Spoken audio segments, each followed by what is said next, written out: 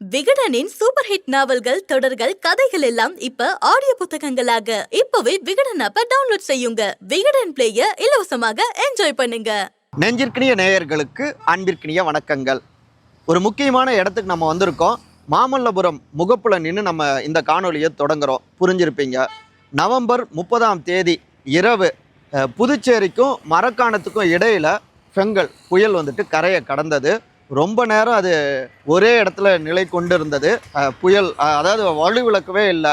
கிட்டத்தட்ட 13 மணி நேரத்துக்கு மேலாக பெங்கல் புயல் டோட்டலாக புதுச்சேரி தொடங்கி இங்கே நம்முடைய தமிழ்நாட்டில் மரக்காணம், திண்டிவனம், விழுப்புரம், மயிலம் அப்படின்னு பல்வேறு மாவட்டங்கள், பல்வேறு பகுதிகளையும் போட்டு தாக்கியிருக்கு. இந்த பாதிக்கப்பட்ட இடங்களில் ஒரு பயணத்தை மேற்கொள்ள இருக்கிறோம். என்னென்ன வகையில் பாதிப்புகள் நடந்திருக்கு, அதே போல் மக்களுடைய தேவைகள் என்ன, இப்படி பலவற்றையும் பார்க்கலாம் அப்படின்னு முடிவெடுத்திருக்கோம். அதோடு கூடுதலாக இந்த தகவல்களை அடுத்தடுத்த காணொலிகளில் பதிவு செய்ய இருக்கோம். கூடுதலாக அரசியல், சமகால அரசியல் நிகழ்வுகள், பரபரப்புகள், அந்த பின்னணிகளையும் நம்முடைய காணொலிகளில் பார்க்கலாம்.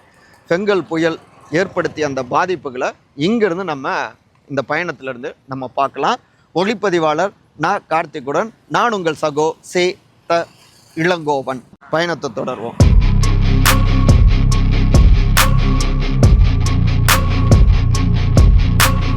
நவம்பர் 30ஆம் தேதி மாலை நேரத்துக்கு பிறகு பெங்கல் புயல் வந்துட்டு கொஞ்சம் கொஞ்சமாக புதுச்சேரிக்கும் மரக்காணத்துக்கும் இடையில் கரையை கடக்க தொடங்கினது இல்லையா. ரொம்ப நேரம், கிட்டத்தட்ட 12 மணி நேரத்துக்கு மேலாக கரையை கடந்தபடியாக இருந்தது. அதனாலேயே புதுச்சேரி, விழுப்புரம், மயிலம், இங்கே மரக்காணம், மாமல்லபுரம், இப்படி பல்வேறு பகுதிகள்லேயும் மழை கொட்டோன்னு கொட்டி தீர்த்துருச்சுங்க. இந்த ஏரியாக்களில் மட்டுமே அடுத்த நாள் செய்திகள் பார்க்குறப்ப புதுச்சேரியெல்லாம் கிட்டத்தட்ட 53 சென்டிமீட்டர்களுக்கு மேலே வரலாறு காணாத அளவு மழை பெஞ்சிருக்கு. ஒட்டுமொத்தமான புதுச்சேரியுமே அப்படியே மிதந்தபடி இருந்தது. இங்கேருந்து மீட்பு குழுவினர்லாம் அங்கே புதுச்சேரி போயிட்டு உடனடியாக அந்த மீட்பு பணிகள்லாம் ஈடுபட்டிருந்தாங்க. நம்முடைய டீமுமே, நம்முடைய செய்தியாளர் முருகன், நம்முடைய புகைப்பட கலைஞர் அண்ணன் குருஸ், இப்படி பலருமே அங்கே ஸ்பாட்டில் இருந்துகிட்டு இருந்தாங்க. நம்முடைய ஜேவி டீமும் செய்தியாளர்கள் ஸ்பாட்டில் போயிட்டு உதவிகளை செய்தபடியும் அதே நேரத்தில் செய்திகளை சேகரித்தபடியும் இருந்தோம். அங்கேருந்து வந்த அந்த ஃபுட்டேஜஸ்லாம் பார்த்தாலே அந்த பதற்றத்தை நமக்கு உணர்த்துது. இடுப்பளவுக்கு தண்ணி, மார்பளவுக்கு தண்ணி, அப்படியே டூ வீலரு, இது காரு, மகிழுந்துகள் எல்லாமே மிதந்தபடியே இருந்தது. பல்வேறு ஏரியாக்களுமே, புதுவை தலைநகரம் மட்டும் கிடையாது, சென்னையுமே அதே அளவுக்கு தான். எல்லா பக்கமும் மழை பயங்கரமாக கொட்டுன்னு கொட்டினது. அங்கே நம்மளும் நம்ம டீமும் எல்லா ஸ்பாட்டுக்கும் பயணித்தபடி இருந்தோம். இதை ஒட்டி முதலமைச்சர் திரு மு.க. ஸ்டாலின் அவர்கிட்ட செய்தியாளர்கள் கேட்டப்ப தலைநகரம் தப்பித்ததா அப்படின்லாம் கேள்வி கேட்டப்ப தத்தளித்ததுன்னு சொல்ல முடியாது, தப்பித்ததுன்னு சொல்ல முடியாது. தலைநகரம் நிம்மதியாக இருக்கு, பிரச்சனை இல்லை அப்படின்னு அவர் சொல்லியிருந்தார். தலைநகருக்கு பிரச்சனை கிடையாது, ஆனால் பக்கத்து மாநிலம் புதுவை தலைநகரம் டோட்டலாக டேமேஜ் ஆகிடுச்சு. நம்முடைய தமிழ்நாட்டிலையும் அருகாமை மாவட்டங்கள், விழுப்புரம் மாவட்டம், இங்கே பல்வேறு மாவட்டங்களும் மிக கடுமையான பாதிப்பையும் சந்திச்சிருக்கு. இதில் தொடக்க தினம் நவம்பர் 30 காலையில் பெரிய அளவில் துணை முதலமைச்சர் வரவே இல்லை. முந்தைய மழையில் அவர் டோட்டலாக ஃபுல் இரவு பகல் பார்க்காம இருந்தார். இந்த முறை வரலை. அது எல்லா பக்கமும் எங்கே போனார் உதயநிதி அப்படின்னு கேள்விகள் வந்தது. அதற்கேற்ப மதியத்துக்கு பிறகு துணை முதலமைச்சர் திரு உதயநிதி ஸ்டாலின் ஸ்பாட்டுக்கு விசிட் பண்ண ஆரம்பித்தார். அதன் தொடர்ச்சியாகவே மரக்காணம் உள்ளிட்ட பல்வேறு பகுதிகளிலையும் அவர் ஆய்வுகளை மேற்கொண்டார். மீட்பு பணிகளில் என்ன அரசாங்கம் என்ன உதவிகள் செய்யணுமோ அதை செய்வோம் அப்படின்னு சொல்லி எல்லாவற்றையும் செஞ்சுட்டு இருந்தாங்க. விழுப்புரத்துக்கு முதலமைச்சர் திரு மு.க. ஸ்டாலின் அவரும் பாதிக்கப்பட்ட பகுதிகளுக்கு முகாம்களுக்கு அங்கே இருக்கக்கூடிய நிலவரத்தையும் அவர் பார்வையிட்டார். எதிர்க்கட்சி தலைவர் எங்கே திரு எடப்பாடி அப்படின்னு நம்மளும் கேள்வியை கேட்டிருந்தோம். துணை முதலமைச்சரையும் கேட்டிருந்தோம் எங்கே போனாங்க அப்படின்னு. எல்லாருமே இப்போ பாதிக்கப்பட்ட பகுதிகளுக்கு பார்வையிட தொடங்கிட்டாங்க. எதிர்க்கட்சி தலைவரான திரு எடப்பாடி அவர்களும் இங்கே விழுப்புரம் மாவட்டத்தில் பாதிக்கப்பட்ட முகாம்களுக்கு போயிட்டு அந்த இடங்களை பார்வையிட்டும் மக்களுக்கு உதவிகளையும் செய்தபடி இருந்தார். சரி, நம்முடைய இந்த பயணத்தில் நம்ம பார்க்குறப்ப பெங்கால் புயல் தாக்கம் எல்லா பக்கமும் இருந்ததாக பார்க்க முடிஞ்சது. நிறைய அளவில் இப்பயுமே அதாவது மேகமூட்டத்தோடு இருக்குது. ஆனாலும் தண்ணி நிறைய இடங்களில் தண்ணி அதிக அளவில் தென்பட்டு இருக்கு. ஆறுகளை, ஏரிகள்லாம் கடந்து வரோம் இல்லையா. அப்புறம் வழி நெடுக நிறைய மரங்கள்லாம் அந்த சாஞ்சி இருக்குது. நிறைய இடத்துல அப்புறப்படுத்தியிருக்காங்க. இருந்தாலும் அந்த கிளைகள்லாம் அப்படியே உடஞ்சிருக்கிறது, இப்படியான விஷயங்கள்லாம் நம்ம பார்க்க முடிஞ்சது. தண்ணி அடிச்சுட்டு தண்ணிக்கிட்ட கிளைகள்லாம் தள்ளப்பட்டிருக்கிற விஷயங்களையும் நம்ம பார்க்க முடியுது. இவை எல்லாமே எந்த அளவுக்கு அன்னைக்கு அந்த புயல் கரையை கடந்த நேரத்தில் எந்த அளவுக்கு இருந்திருக்கு. ஏன்னா 90 கிலோமீட்டருக்கு மேலே வேகமாக வந்து புயல் வந்தது. அதை இப்போவும் நமக்கு உணர்த்துற மாதிரி இருக்குது. அப்படியே மைண்ட் அப்படியே கண்ணை மூடிட்டு அந்த நேரத்தை நினச்சி பார்த்தோம்னா இரவு நேரத்தில் இந்த இடம் எப்படி இருந்திருக்கும்னா நினச்சி பார்க்க முடியாத அளவுக்கு பயங்கர சவுண்ட் இருந்திருக்கும். இதுவரை நம்ம பார்க்காத ஒரு புயலாகத்தான் இது இருந்திருக்கு அப்படிங்கிறத இந்த கள பயணமும் நமக்கு உணர்த்துதுங்க. சரி, அடுத்த பகுதிக்கு போவோம். காத்திருக்கும் 5 அரசியல் புயல்கள். தாங்குவாரா அண்ணாமலை? எல்லா பக்கமும் போட்டு தாக்கிய இந்த புயல், பெங்கால் புயல், இதை ஒட்டி சென்ட்ரல் கவர்மெண்ட்டும் மக்களுக்கு வேண்டிய உதவிகளை செய்யணும், நிதியை வழங்கணும் அப்படின்னு கோரிக்கைகள் வலுத்திருக்கு. குறிப்பாக தமிழ்நாடு முதலமைச்சரும் கேட்டிருக்காரு, மத்திய குழுவினரும் விரைந்து நடவடிக்கை எடுக்கணும் அப்படின்னும். அதே நேரத்தில் காலநிலை மாற்றத்தை சரியாக புரிந்து தமிழ்நாடு முதலமைச்சர் செயல்படணும். இங்கே வந்து ஒரு நாள் மழைக்கு நாம் விமான நிலையத்தை மூடுற மாதிரி ஆகுது. அடுத்து பார்த்திங்கன்னா எல்லாரும் ஹைதராபாத் இதனால தான் அங்கே போயிடுறாங்க. விரைந்து நடவடிக்கை எடுக்கணும். போன புயலுக்கு பிரதமர் உடனடியாக வேண்டிய நிதியை வந்து கொடுத்தாரு. சுமார் 550 கோடியை ஒதுக்குனாரு. ஸோ துரிதமாக சென்ட்ரல் கவர்மெண்ட் செயல்படுகிறது, தமிழ்நாடு அரசாங்கமும் செயல்படணும் அப்படின்லாம் அடுக்கடுக்காக நிறைய விஷயங்களை புகார்னு வச்சுக்கலாம், விமர்சனமும் வச்சுக்கலாம், இல்லை கோரிக்கைன்னு கூட வச்சுக்கலாம். இப்படி அடுக்கடுக்காக முன் வச்சது வேற யாரும் இல்லை, தமிழ்நாடு பாஜக தலைவரான திரு அண்ணாமலை. வெளிநாட்டில் ஆக்ஸ்போர்ட் பல்கலைக்கழகத்தில் சர்வதேச அரசியல் இந்த பாடத்தை படிக்கிறதுக்காக கிட்டத்தட்ட ஒரு 3 மாத காலம் வெளிநாட்டுக்கு பயணிச்சிருந்தார். இப்போ சென்னைக்கு பேக் டு தமிழ்நாடு திரும்பிட்டார். திரும்பினவுடனே தான் இப்படி அட்வைஸ் மழையை பொழிஞ்சிருக்காரு. இன்னொரு பக்கம் புதியவர்களை பார்த்து நாங்கள் பாஜக பயப்படாது அப்படின்னும் அரசியல் ஸ்டண்ட்டும் அடிச்சிருக்காரு, ஒரு அறிக்கையும் கொடுத்துருக்காரு. புயலுக்கு இப்படி கோரிக்கைகள்லாம் ஓகே. அதே நேரத்தில் அவர் மீண்டும் தமிழ்நாட்டுக்கு திரும்பி இருக்கிற நேரத்தில், தீவிர அரசியல் களத்துக்கு திரும்பி இருக்கிற நேரத்தில் சில அரசியல் புயல்களும் அவரை சுற்றி சுற்றி இருக்குது. சமாளிப்பாரா, தாங்குவாரா அப்படிங்கிற கேள்விகளும் இருக்குங்க. முக்கியமாக ஒரு 5 அரசியல் அதிர்ச்சிகள், அரசியல் புயல்கள் அண்ணாமலைக்கு காத்திருக்கு அப்படின்னு தெரிவிக்கிறாங்க. முக்கியமாக ஒரு 5 அரசியல் புயல்கள் அண்ணாமலை அவர்களுக்கு காத்திருக்கு அப்படின்னு சொல்லாங்க.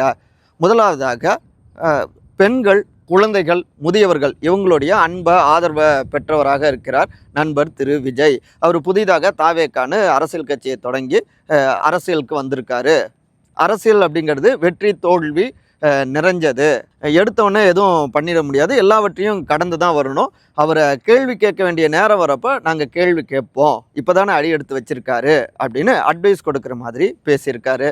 இன்னொரு பக்கம் நாம் தமிழர் கட்சியுடைய தலைமை ஒருங்கிணைப்பாளரான திரு சீமான், அவரு என்னுடைய நண்பர் அப்படின்னு குறிப்பிட்டிருக்காரு. அதே நேரத்தில் பாஜகவை அவர் கடுமையாக விமர்சிப்பார் அப்படின்னும் சொல்லியிருக்காரு. ஸோ இந்த 2 பேரையும் நண்பர் அப்படின்னு குறிப்பிட்டாலும் கூட அரசியலில் இந்த 2 பேரும் அண்ணாமலைக்கு முதன்மையான அரசியல் எதிரியாக இருப்பாங்க. ஏன் அப்படின்னா விஜய் அவர்கள் புதியவர்களை நிறைய பேர் செல்வாக்கு நடந்து முடிஞ்ச விக்கிரவாண்டி மாநாடு, அதில் நிறைய இளைய சக்தியினர் தான் களத்துக்கு வந்திருந்தாங்க, ஆதரவு கொடுத்துருந்தாங்க.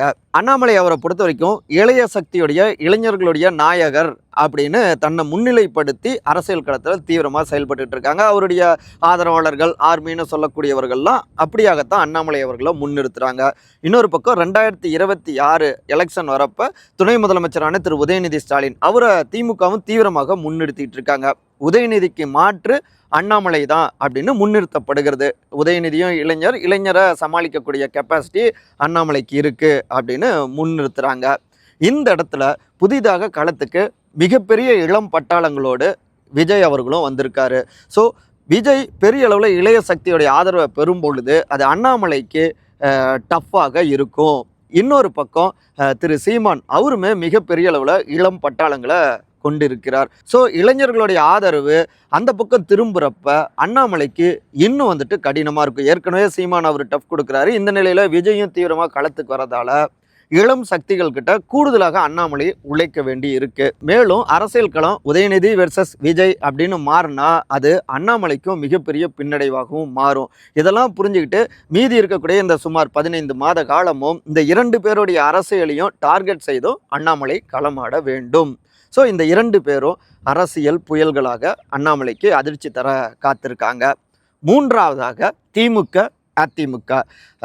இரண்டு கட்சிகளும். இரண்டு கட்சிகளுக்கும் மாற்று பாஜக தான் அப்படின்னும், இன்னும் சொல்லப்போனால் சிறந்த அரசியல் எதிர்க்கட்சியாக செயல்பட்டு கொண்டிருப்பது பாஜக தான், 2026 மாற்ற உருவாக்க போகிறது பாஜக தான் அப்படின்னு ஏற்கனவே அண்ணாமலை பதிவு செய்தபடி இருந்திருக்காரு. 150க்கும் மேற்பட்ட சட்டமன்ற உறுப்பினர்களை நாங்கள் பெறுவோம் அப்படின்லாம் அவர் பேசியிருந்தார். அடுத்து கூட்டணியில் அதிமுகவோடு பயணித்தாங்க. அப்புறம் அதிமுக பொதுச் செயலாளர் திரு எடப்பாடி பழனிசாமி அவர் கூட்டணியை விட்டு விலகினார். அதன் தொடர்ச்சியாக இவருமே அதிமுகவுடைய மறைந்த தலைவர்களையும் விமர்சித்து பேசியதாக, அதுவும் அதிமுக அண்ணாமலை மீது கடும் புகார்களை விமர்சனங்களை முன் வச்சிருந்தாங்க. மிக முக்கியமாக டார்கெட் பாஜக அப்படிங்கிறதுல தீவிரமாக அதிமுகவும் இப்போ செயல்பட தொடங்குது. அதனால இரண்டு திராவிட கட்சிகளுமே அண்ணாமலையுடைய அடுத்த கட்ட அரசியல் நகர்வுகளுக்கு மிகப்பெரிய அளவில் அதிர்ச்சி கொடுக்க காத்திருக்காங்க. ரெண்டு பேரையும் டார்கெட் செய்து அந்த எதிர்ப்பு வாக்குகளை பாஜக பக்கம் கொண்டு வர வேண்டிய கட்டாயம் அண்ணாமலைக்கு இருக்கு. ஸோ திமுக அதிமுக அண்ணாமலைக்கு மூன்றாவது பெரிய அரசியல் புயலாக அதிர்ச்சி கொடுக்குறாங்க. நான்காவதாக புரிஞ்சிருப்பீங்க, சமீபத்தில் சிறையிலிருந்து பிணையில் வெளிவந்திருக்கிற அமைச்சர் திரு செந்தில் பாலாஜி தான் சிறைக்கு போகிறதுக்கு முக்கியமான காரணமாகவே அண்ணாமலை அவங்களுடைய டீமை தான் அவர் நினச்சிருக்காரு. அவங்களுடைய டீம், செந்தில் பாலாஜியுடைய டீம் அண்ணாமலை டீமை டோட்டலாக அரசியல் களத்தில் முடிச்சிடணும், எதிர்காலமே இல்லாமல் பண்ணிடணும் அப்படின்னு மிக தீவிரமாக செயல்பட்டு இருக்காங்க. கொஞ்சம் தொய்வு ஏற்பட்டது மேற்கு மண்டலத்தில், அந்த எல்லாவற்றையும் சரி பண்ணணும் அப்படின்னு மறுபடியும் அங்கேயே பொறுப்பாளராக நியமிச்சிருக்காங்க. அதனால் மிக தீவிரமாக மேற்கு மண்டலம் முழுக்கவே, குறிப்பாக கோவை தீவிரமாக செயல்பட தொடங்கியிருக்காங்க செந்தில் பாலாஜியுடைய டீம். வார்டு முதற்கொண்டு பூத் அளவில் இறங்கி பக்காவாக ஸ்கெட்ச் போட்டு வேலை பார்த்துட்டு இருக்காங்க. அதிமுக கிட்ட இங்கே இழந்த சட்டமன்ற தொகுதிகள் எல்லாவற்றையும் இந்த முறை அறுவடை செய்துவிட வேண்டும் அப்படிங்கிறதுலையும் வெறியாக இருக்காங்க திமுகவுடைய டீம், செந்தில் பாலாஜியுடைய டீம். இன்னொரு பக்கம் முன்ன கூட்டணியில் இருந்தாங்க அதிமுக பாஜக, இப்போ ரெண்டு பேரும் பிரிஞ்சு இருக்கிறதால நாடாளுமன்ற தேர்தலிலேயே வாக்குகள் பிரிஞ்சது, அதுவும் திமுகவுக்கு சாதகமாக அமைஞ்சது. கோவையில் 2வது இடம் பிடிச்சாரு அண்ணாமலை. இது செந்தில் பாலாஜியுடைய டீமுக்கு ஒரு அதிர்ச்சியை கொடுத்தது.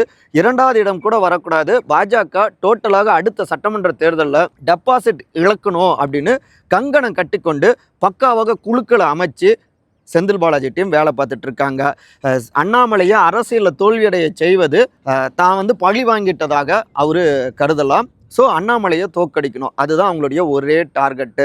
இதை புரிஞ்சுக்கிட்ட அண்ணாமலை டீம் அங்கே மேற்கு மண்டலத்தில் சமுதாய ரீதியிலான செல்வாக்கையும் டஃப் ஃபைட் கொடுக்குற செந்தில் பாலாஜி, இன்னொரு பக்கம் முன்னாள் அமைச்சரான திரு SP வேலுமணி, அப்புறம் எடப்பாடி அவர்கள் இப்படி இருக்காங்க. சமுதாய ரீதியாகவும் அங்கே எல்லோருக்குமான ஒரு தலைவராகவும் ரெண்டு வகையிலையும் தன்னை முன்னிறுத்த வேண்டிய தேவை அண்ணாமலைக்கு இருக்குது. இன்னொரு பக்கம் மேற்கு மண்டலத்தில் தொழில் நகரமாக மாவட்டமாக கோவை இருக்குது. அவங்களுடைய ஆதரவை பெறும் பொழுது அகில இந்திய அளவில் அவங்களுக்கு பொருளாதார தொடர்புகள்லாம் இருக்கும். ஸோ அந்த ஆதரவை பாஜக பக்கம் திருப்பி செந்தில் பாலாஜி டீமை அரசியல் ரீதியாகவும் தோற்கடிக்கணும் அப்படிங்கிற கட்டாயம் அண்ணாமலைக்கும் இருக்குது. ஸோ அவங்களும் ஸ்கெட்ச் போட்டு வேலை பார்க்க வேண்டிய தேவையும் இருக்கு. 5வதாக உட்கட்சி பஞ்சாயத்துகள், தேர்தல் இப்படி உள்ளிட்ட பல விஷயங்களும் இருக்கு. முக்கியமாக சீனியர்கள் பெரிய அளவில் அண்ணாமலை அவங்களுடைய டீமுக்கு தொடர்ந்து குடைச்சல்களை கொடுத்துட்டு இருக்காங்க.